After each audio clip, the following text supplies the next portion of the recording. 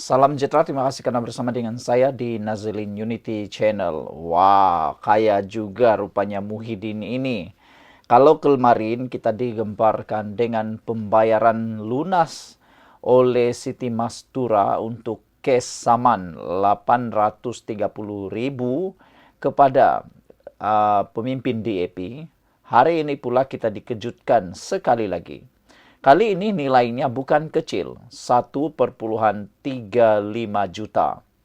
Itu saman fitnah yang perlu dibayar oleh Muhyiddin kepada Lim Guan Eng.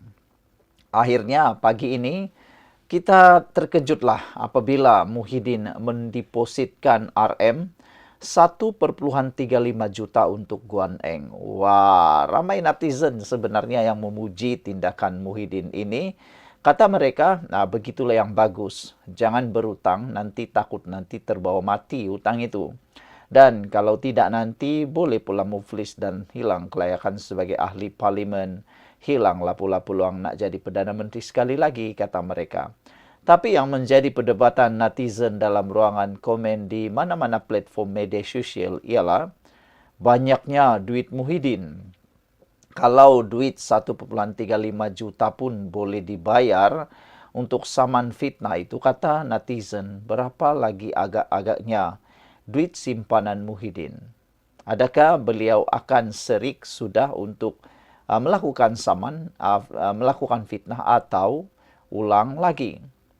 Adakah duit deposit 1,35 juta yang dibayar oleh Muhyiddin itu adalah daripada pungutan derma seperti Siti Mastura juga, ataukah itu memang duit simpanan Muhyiddin? Kalau itu duit simpanan Muhyiddin, itu memang banyaknya luar biasa. Ramai orang tak pernah menyentuh, menyebut pun tak pernah duit sebanyak itu, tapi dibayar pula kepada pemimpin Lim Guan Eng itu. Dan Lim Guan Eng mahu menjelang sambutan Chinese New Year, sudah ada duit angpau. Kemarin dapat, hari ini pun dapat lagi. Saudara-saudara sekalian, Muhyiddin Yassin membuat deposit sebanyak 1,35 juta sebagai ganti rugi fitnah yang ditetapkan ke atasnya. Ekoran saman dikemukakan Lim Guan Eng sementara menunggu rayuan kes tersebut. Bekas Perdana Menteri itu juga membayar RM50.000 kepada Lim sebagai kos berhubung dakwaan yang dibuatnya terhadap bekas Menteri Kewangan terbabit. Peguam Lim, Guok Nge Siong, pagi ini mengesahkan bahawa Muhyiddin membuat pembayaran berkenaan sementara menunggu penyelesaian kes di Mahkamah Rayuan. Muhyiddin telah membayar baki RM1 juta ke dalam akaun pelanggan firma saya semalam. Sebanyak RM400.000 telah dibayar pada Disember tahun lepas, kata peguam kepada Malaysia Kini hari ini. Sementara itu, ketika dihubungi Malaysia Kini, peguam Muhyiddin Chetan Jetwani mengesahkan jumlah penghakiman tersebut telah dipositkan sementara menunggu rayuan anak guamnya. Pada 8 November tahun lalu, Pesuruhjaya Kehakiman Rozmawar Rozen memerintahkan Muhyiddin membayar ganti rugi RM1,35 juta selepas dia mendakwa Lim memberi izin pembatalan status pengecualian cukai untuk Yayasan Al-Bukhari semasa PH menjadi kerajaan. Kata Rozmawar, Presiden Bersatu dan pengerusi PN itu tidak cuba mengesahkan kenyataan tersebut sebelum mengeluarkan kenyataan dan mendapati tuduhan tersebut adalah tidak berasas. Rozmawar pula menegaskan dalam keterangannya, Lim memberi keterangan yang meyakinkan termasuk mengenai penafian dia pernah mengeluarkan sebarang pekeliling untuk membatalkan status pengecualian cukai yayasan berkenaan. Katanya saksi defendant, seorang pegawai dari Kementerian Kewangan, mengesahkan bahawa sepanjang tempoh menerajui kementerian tersebut, Lim tidak pernah mengeluarkan sebarang surat berhubung perkara itu. Kenyataan itu bukan sahaja palsu tetapi berpotensi memudaratkan negara berbilang budaya, kata Rozmawar. Pesuruhjaya Kehakiman Terbabit juga menyatakan dakwaan Muhyiddin adalah serius kerana memberi bayangan pengerusi DAP berkenaan melakukan salah guna kuasa melibatkan Pertubuhan Kebajikan Islam. Beberapa komen daripada netizen di ruangan Malaysia Kini berhubung isu ini. Anak JB kata mulut celupar untuk memperkayakan orang pencen. Kaki fitnah cakap tak payah modal, kata anak JB. Green Cita kata itulah akibatnya jika suka main fitnah. PAS dan PN memang kaki fitnah, kata Green Cita. Seperti juga si Minah PAS iaitu Siti Mastura katanya. Kerja mereka ni cari topik baru untuk fitnah orang. Lepas kena saman, bazir wang lagi untuk membayar saman. Lim Guan Eng dan Lim Kit Siang menang dalam kes saman fitnah terhadap kedua-dua kaki fitnah ini. Ini bermakna mereka berdua ini memang penipu dan cuba menipu rakyat dengan melemparkan fitnah yang bukan-bukan. Orang macam ni tidak layak jadi pemimpin, kata Green Cita. Game pula kata PAS dan Bersatu boleh jadi sumber dana untuk DAP. Ini lucu tapi benar. Tok Mudim kata kerana mulut dompet pun koyak. Yang ini bagus. Kata Game, PAS dan Bersatu dah boleh jadi sumber dana untuk DAP. Kenapa? Sebab selalu membayar fitnah sahaja. Sekian dulu untuk kali ini. Jangan lupa tinggalkan komen anda. Salam sejahtera. Terima kasih kerana bersama dengan saya di Nazilin Unity Channel. Yang ini satu lagi pengakuan pendedahan Najib di mahkamah yang pasti mendapat perhatian daripada anda semua. Bantulah saya share video ini supaya semua orang tahu perjalanan perbicaraan Najib yang makin hari makin pelik, yang makin hari makin hebat, yang makin hari makin mengejutkan kita semua. Banyak pendedahan-pendedahan, pengakuan-pengakuan Najib yang mungkin kita tak pernah tahu dan mungkin anda pernah tahu tapi lebih dalam lagi anda tak pernah tahu. Kata Najib, bukan sifat saya ugut orang. Najib beritahu mahkamah.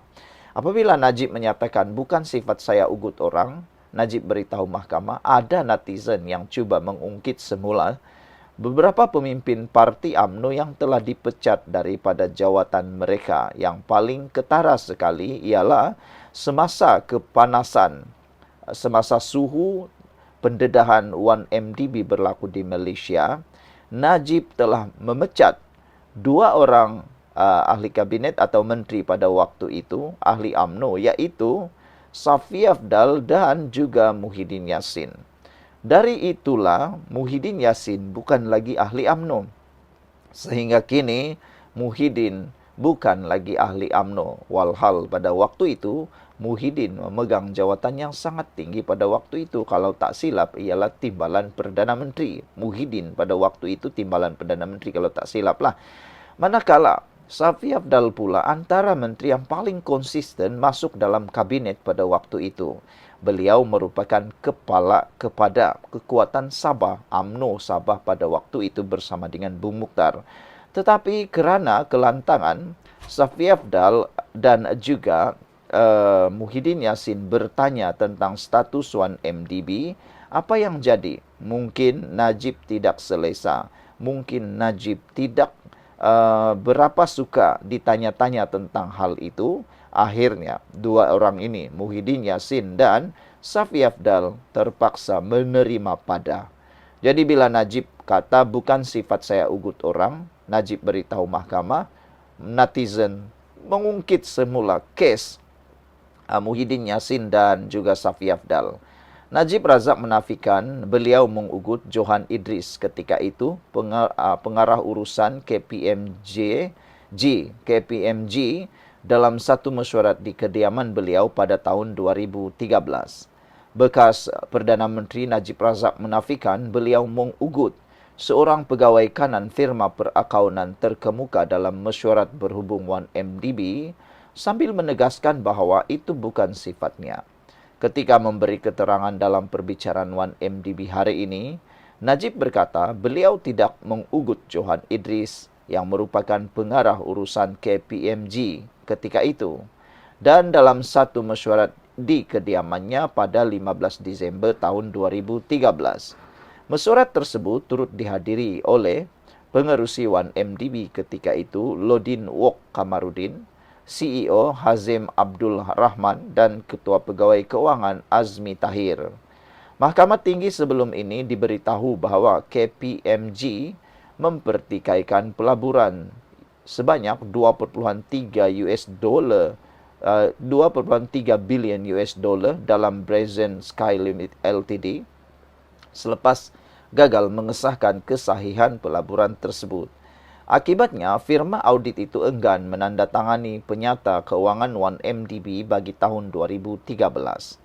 Saya percaya bahawa saya tidak mempunyai reputasi seperti itu mengugut orang, kata Najib sambil menambah bahawa Johan juga tidak pernah menyatakan dirinya diugut dalam nota mesyuaratnya.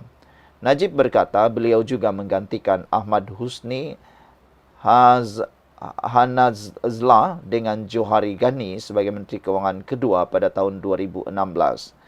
Johari kini Menteri Peladangan dan Komoditi dalam pentadbiran Anwar Ibrahim. Kata Najib, Johari merupakan seorang tokoh korporat yang terkenal dan mempunyai pengalaman luas dalam sektor korporat, tidak seperti Husni yang berasal daripada industri perbankan. Najib berdepan 25 pertuduhan salah guna kuasa dan pengubahan wang haram melibatkan dana 1MDB berjumlah 2.28 bilion yang didakwa dimasukkan ke dalam akaun M-Bank miliknya antara Februari 2011 dan Disember 2014. Sekian dulu untuk kali ini. Jangan lupa tinggalkan komen Anda. Salam sejahtera. Terima kasih kerana bersama dengan saya di Nazilin Unity Channel. Kita nak dahulukan laporan berita daripada Harapan Daily ini dengan ucapan tahniah syabas kepada Siti Mastura setelah Siti Mastura berjaya membayar saman 830,000 kepada DAP, hampir 1 juta. Namun demikian, yang menjadi buah mulut netizen di Facebook, di TikTok sekarang ini ialah tindakan Siti Mastura berjaya membayar 830,000 saman kepada DAP ini menjadi buah mulut kerana ianya jumlah yang terlalu banyak dan sangat luar biasa banyak. Mereka kata, kenapa Dr. Siti Mastura yang punya PhD ini boleh kena saman? Bukankah orang yang memiliki PhD itu adalah orang bijak pandai?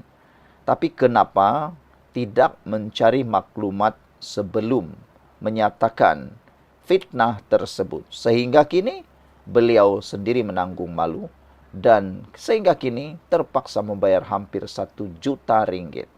Bayangkan, inilah yang menjadi kemarahan netizen. Mereka mengungkit, netizen dalam ruangan Facebook khususnya, mengungkit tentang gaji guru-guru pasti di bawah pasti. Mereka kata gaji guru-guru pasti hanya 600 sehingga 1,000 ringgit, sangat rendah. Bila mereka nak minta bantuan, banyak songeh kata mereka di Facebook. Ada yang kata apabila para pekerja di pasti ini mungkin meminta bantuan atau sebagainya, susah betul nak dapat. Tapi Siti Mastura yang diarah bayar saman 830,000 ini, dalam masa singkat kita pujilah. Kita ingin memberikan kredit juga. Bukan juga nak komplain semua.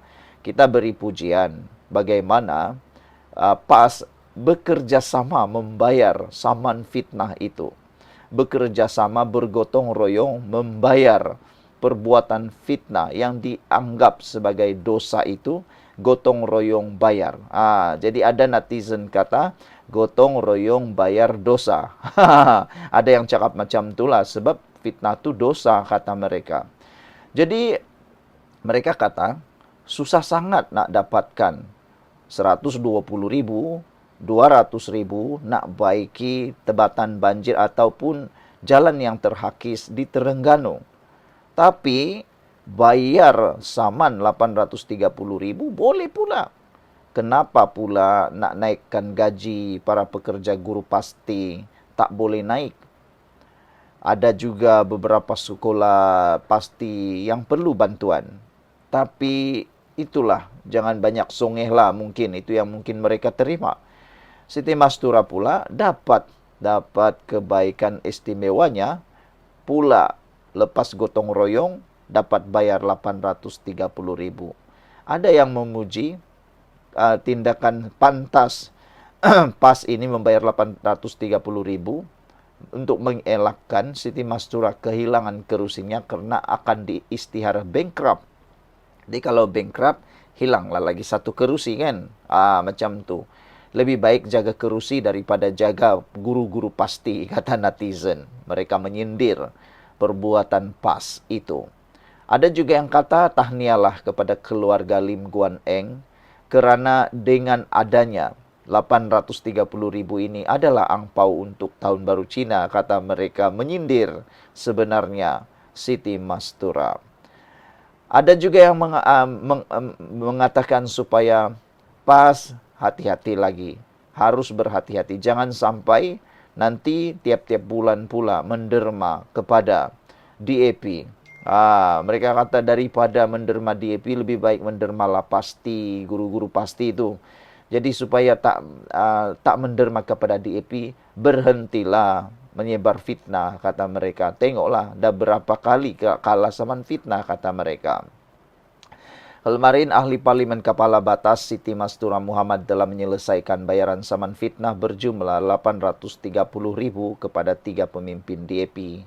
Bayaran itu dibuat ke akaun SN Naya and Partners, firma guaman yang mewakili veteran Lin Kip Chiang, bekas Menteri Keuangan Lim Guan Eng dan ahli Parlimen Seputih Teresa Cook. Pembayaran ganti rugi dan kos guaman itu dibuat melalui penyerahan cek kepada Datuk Sangkara Nair. Peguam Siti Mastura iaitu Yusfarizal Yusuf berkata, pembayaran ke akaun firma guaman Nair telah dibuat tetapi wang itu akan disimpan ke dalam akaun peguam cara sementara menunggu rayuan di Mahkamah Rayuan diselesaikan.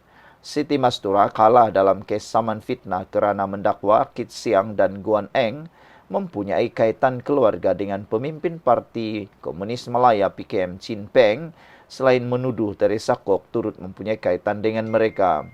PAS kemudian melancarkan kutipan derma dalam kalangan ahlinya untuk mengumpul dana bagi mengelak Siti Mastura hilang kelayakan sebagai ahli parlimen. Jadi hati-hatilah. Sekian dulu untuk kali ini. Jangan lupa tinggalkan komen Anda.